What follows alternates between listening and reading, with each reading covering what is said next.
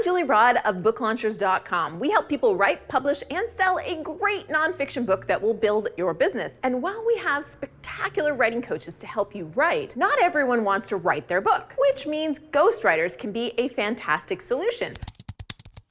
But where do you find a great ghostwriter? We talked about that right here.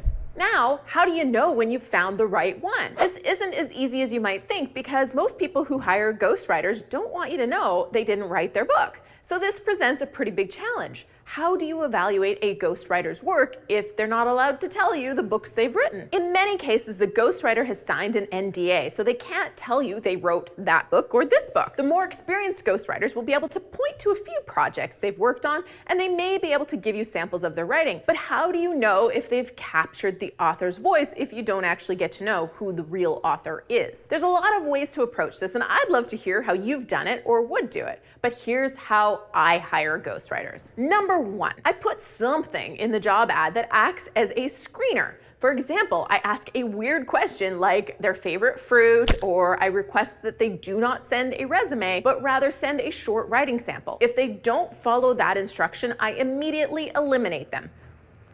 If they lack care and attention to detail at the start when they should be showing their best self, it's not a good sign for me, and it's an immediate rejection. Number two, initially, I want to make sure that they've worked on similar projects. Have they actually written several business books before? Not just articles, but full books. Have they done any of their own? Ideally, I want to check out their writing somewhere. Assuming that the writing was decent and they had relevant experience, we'll move on to number three. I send them a content editing test. Actually, what I've been using is the first 5 pages of a client's manuscript. I ask them to read it, provide 5 suggestions to make it more engaging and easier to read without impacting the author's voice. Number 4, assuming they've identified some things that were really important for improving that manuscript, or maybe even offering something that surprised me with their ideas that were valuable. I then set up a time to chat. When we're talking, I'm really looking for personality fit, engagement, and dedication. I'm not really looking for a writer that says they really would prefer to be doing fiction, but it doesn't pay. So I'm going to ask about their process, ask about their preferences. If you like everything they're saying, ask to talk to their past clients.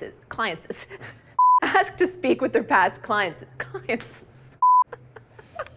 Number 5, if you like what they've had to say so far, ask to speak to their past clients. References are important, but when you talk to the references, ask, what was it like to work with them? What was challenging about working with them? What did you have to do to help them with the project? And then even ask them, what did you think the process was like? Now, before you hire them for the full project, you may want to do a tester. Maybe you have them write an article for you. See how it is to work with them. See if they can capture your voice before you hire them to write your full book. Once you've hired them, here's a few things you need to know. The cheaper the price, the faster they're going to need to go to get to a first draft. This isn't a bad thing, but know that they're making money on quantity, not quality. You have to manage them, set deadlines, lay out expectations, and provide feedback. They're working for you, so you have to be the boss and manage them. You're getting a manuscript, not a book. You still have to hire editors, layout designers, cover creators, and more. Writers can't give you a guarantee because it sets themselves up for a world of pain if they get a really picky client. You can set a number of rewrites or revisions in your contract,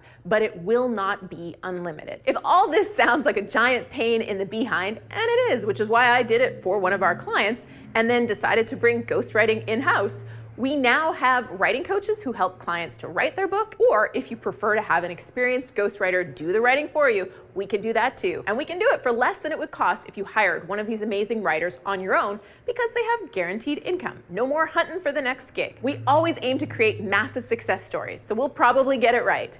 Reach out if you want help. And if you're a ghostwriter or you've worked with a great one, let people know in the comments below, down there. And if you want more costumes in these videos, hit that like button and make sure you've hit that subscribe button so we can hang out again soon. And make sure you've subscribed.